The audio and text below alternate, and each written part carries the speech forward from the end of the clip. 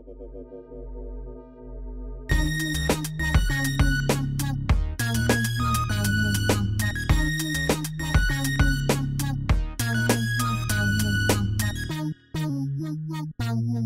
ko skatītāji, vēl no tādiem pēdējiem notikumiem Rīgā, kas varētu interesēt vairāk tos, kas mīl ģērbties tā ekstraordināri vai nedaudz neparasti, ir zīmols I'm Your Shirt, ir nomainījis telpas, tad nu ejam un noskaidrojam tuvāk. Latviešu kreklu un blūžu zīmola koncepcija ir online kreklu konstruktors, kurā katrs var izveidot kreklu atbilstoši savām vēlmēm un vajadzībām. Savukārt, ar modeli var variēt, sākot no vecās labās klasikas līdz pat drosmīgākiem modeļiem. Nu, ko mēs esam noķēruši pašu I'm Your Shirt vaininieci Indru Miklaus. Čau, Indra! Nu, čau! Pastāst, kas jums te jauns? Jauns. Pirmkārt, mēs paši jauni. Mums tikko bija 2 gadu jubileja, kuru mēs nosvinējām ar šīm brīnišķīgajām jaunajām telpām par pārvākšanos. Un kas mums vēl jauns? Šādi tādi jauni produkti mums ir arī, būs top jaunas kolekcijas un tā tālāk. Pastāst tiem, kas nezin, kāda ir I'm Your Shirt koncepcija. I'm Your Shirt sākotnēji bija iecerēts kā online konstruktors, kur var katrs sakonstruēt savu kreklu vai blūzi atbilstoši savām vēlmēm, atbilstoši savam augumam, jo, kā mēs zinām, neviens nav standarts un katram ir savas arī īpašas vēlmes. Bet tagad jau tas ir izaudzis arī bišķītiņ plašāk, konstruktors mums patiešām vēl joprojām ir. Un, nu, protams, arī var iegādāties jau gatavus kreklus un arī sākam domāt jau par jauniem produktiem.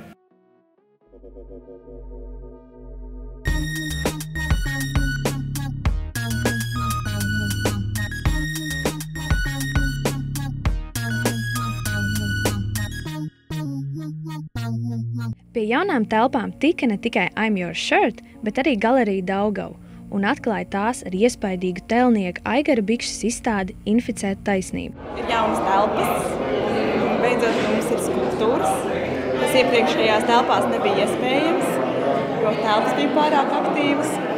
Šeit var redzēt, ka māksla ir galvenais. Meitene ar koku kāju šeit ir darbs, kas ir 2,80 m. Viņš ir vislielākais un monolītākais. Un pārējie ir bronzas skulptūras. Un ir arī viena alumīnija un ozola koka tajā galā. Jā. Un visas ir par kara tēmu šoreiz. Kā pats Aigars stāstīja, ka viņš bērnībā gribējis kļūt par karavīru. Tādēļ arī šī izstāde viņam ir ļoti tuva. Tad nu dodamies pie paša mākslinieka noskaidrot. Nu, šī izstāde ir radusies kādu 3 gadu laikā. Līdz šim brīdim droši vien ir pagājuši 3 gadi, kopš es sāku pirmos darbus veidot. Un tādā laika termiņā ir kaut kādas idejas, par kurām tu gribi runāt, un ir kaut kas kas ir tev svarīgs, par ko tu pats domā priekš sevis. Tu zini, ka tev būs jāsaka kaut kas par to izstādi. Pirmais ir tāds mazliet bailes par to, ka vai tu tikai nepasakot kaut ko par to izstādi, neveido kaut kādas barjeras tam cilvēkam, kurš skatīsies to izstādi, kurš var aizvest viņu varbūt kaut kādā citā virzienā, kas varbūt nav nemaz ne man vajadzīgs, ne tam skatītājiem vajadzīgs. Ja? Līdz ar to es ļoti bailīgi vai, teiksim, uzmanīgi izturos runājot par to, kas ir šī izstāde. Par iedvesmu ir bijis, pirmkārt, es domāju par sevi, par savu bērnību. Es gribēju būt karavīrs. Nu, visi bērni grib būt karavīri, un tad es domāju, kāpēc es gribu būt karavīrs. Un noteikti tur ir tas, ka tas karavīrs ir kaut kas respektējams, viņam ir ierocis, no viņa baidās, un viņš valda pār citiem cilvēkiem. Ja? Un tas, jebkurš cilvēks, viņš jau mēģina valdīt par to savu realitāti. Ja? Un viņš jau mēģina pasargāties no pasaules kaut kā. Tā bīstamība, kas cilvēkam ir, man liekas, ir tāda, ka viņš aizsargājot sevi sāk, tāds bailes jau ir tāda milzīga bedra, kur nekad nav piemetama pilna. Ja? Es domāju, ka visi lielākie cilvēki, kas bijuši visvairāk apdraudējuši pasauli, nu, to arī vēstures grāmatās tas tiek iezīmēts. Un tas pats Hitlers vai Staļins, viņi bija ārkārtīgi bailīgi un ārkārtīgi izmisuši cilvēki, kuri vienkārši centās sevi pasargāt. Viņi centās sakārtot pasauli tā, kā lai viņi būtu pasargāti. Ja? Un tad Un tas ir kaut kādā brīdī, tas ir bezgalīgi neiespējami pasargāt šo pasauli, jo viņi nav nosargājami. Es domāju, ka māksliniekam arī nav nemaz viss jāmēģina izstāstīt cilvēkam, un iespējams, ka bieži es ticu tam, ka mākslinieks var arī nezināt, ko viņš dara. Jā. Un tas, ko tas cilvēks ieraudzīs, varbūt ir vērtīgāks priekš viņa, kā tas, ko es varu iedomāties savā galvā, ko tas varētu viņam nozīmēt. Devāmies noskaidrot, kā apmeklētāji vērtē šos darbus. Pirmā lieta, man liekas, ka ir pozitīvi, ja galerija atver ar drosmīgu projektu. Un tā nav garlaicīga izstāde. Un vispār jau latviešiem ir ļoti maz tādas drosmīgas, sociālas izstādes, kas skar neredz sāpīgas tēmas. Un ar to es Aigaru Bikšu varētu apsveikt ar šo drosmīgo soli. Un arī galerijai es varētu novēlēt turpināt tikpat drosmīgi. Es domāju, ļoti labi, ļoti stabili un pateikt tā kā visu tā ekspresija. Galva apsies. Vajag labi, man liekas, tā visu doma un par to sajūtu ļoti noķert, tā teikt. Tiešām forša sajūta.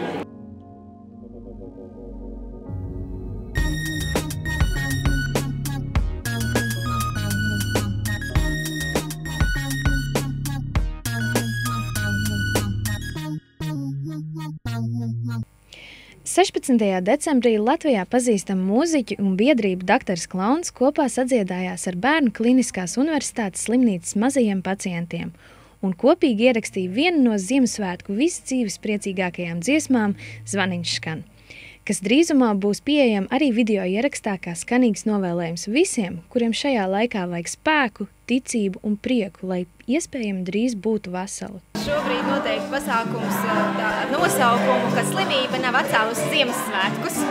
Un mēs domājam, kā tādu foršu Ziemassvētku pasākumu uztaisīt bērniem slimnīcā. Mēs iedomājamies, ka ļoti jauki, ja bērni varētu nosūtīt sveicienu arī pārējiem Ziemassvētkos un tieši piedalīties tajā un radīt. Tāpēc tas pasākums radās pamazām. Sākumā mēs domājam, ka jā, mēs padziedāsim kopā dziesmiņu ar klauniem, forši. Mēs sapratām, ka tomēr laikam mums vajadzēs arī kādu muzikālu palīdzību. Un liels paldies mūziķiem, kas atsaucās, gan Māra, Beāta, Ralfs un Andris mums ar mūziku, jā, un Liena. Tas, man liekas, ir fantastiski. Inters netika, bet tomēr pie mums atnāca. Es domāju, ka tas ir fantastiski norāda uz to, ka cilvēkiem gribās piedalīties un pašiem radīt un kaut ko dot no sevis. Es domāju, ka pašiem bērniem būs ļoti forši, ka viņi to klipu arī varēs pēc tam saviem draugiem nosūtīt arī visiem pārējiem. Tas nozīmē, ka mēs varam radīt prieku arī tad, kad mums ir kaut kā bišķi grūtāk, bišķi smagāk slimnīcā. Mēs vienkārši uz mazu brīdi tā kā izķeram viņus no tās realitātes, un viņi ar tām atmiņām vēl ilgi dzīvosies. Gan mēs ar viņām dzīvosimies, gan bērni, gan vecāki, gan arī mūziķi. Ja? Un, man liekas, tas ir tāds tik foršs savienojums, ka mēs visi sev iedvesmu iedodam vēl tālākam laikam, tālākai darbībai. Šeit tiek filmēts Ziemassvētku apsveikuma klips, ko mēs domājam izsūtīt visiem, jā, par to, ka arī bērni slimnīcā jūtās labi, un mēs arī varam visiem pārējiem novēlēt priecīgus un siltus Ziemassvētkus.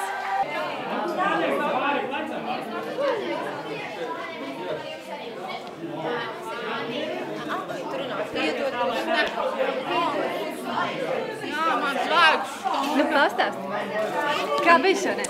Šodien bija, man liekas, ka skaisti, jo bija ļoti daudz bērni, un viņiem visiem bija ļoti forši tā kā iedvesmas personības, Latvijā pazīstami mūziķi, un man liekas, viņi varēja justies īpaši un citādāk.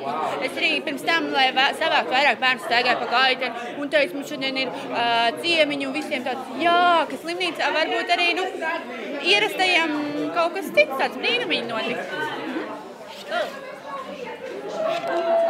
Mūs paaicināja Daktars Klauns, un mēs atnācām un dziedājām dziesmu. Man no sākuma visiem likās, ka es nemācēšu dziedāt, tādēļ man lika, man teica, ka es ar atbalstītājiem kopā. Bet atbalstītāji jau beigās pievienojās pie kora, un mēs visi dziedājām visu laiku vispopulārāko Ziemassvētku dziesmu Zvaniņš skan. Super, un kā bērniem patikās? Bērniem ļoti patikās. Bērni smaidīja un Īstenībā man jau bija beigās ļoti grūti par visu kaut ko domāt, jo mani visi bužināja. Un man mirkļiem aizmirsās dziesmai vārdi tālāk. Bērni priecājās par sirsnīgo tikšanos, sarunām un sadziedāšanos ar mūziķiem. Virtuāli sveicienu gaidāmajos svētkos atsūtīja arī mūziķis Inters Busuls, kurš arī bija plānojis viesoties pie bērniem, taču tobrīd Maskavā gatavojās dalībai muzikālā šova Golos pusfinālam. Tie bērni tikti jauki, daži gan sakautrējušies tā, ka tos kautrīgākos grūtāk iesaistīt. Paldies! Bet tā atmosfēra ļoti jauka, man šķiet. Forši visi izpikojāmies un klauni, protams, maliči. Baigie maliči doktors klauns.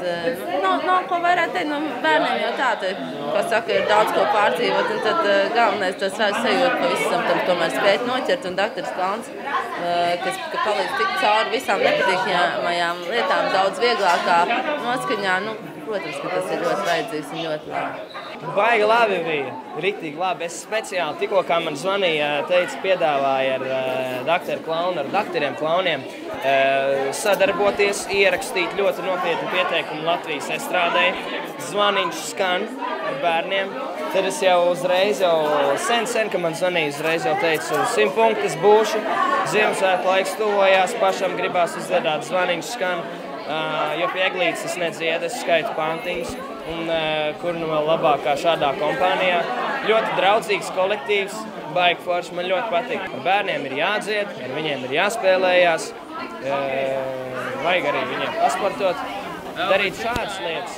Nevajag arī piespēt kārtā, jo te bija, piemēram, meitenes, kuras teica, ka grib dziedāt, bet viņš šitos te negrib kratīt. Mierīgi, nekratām. Tu var arī stāvēt un nekustēties un dziedāt.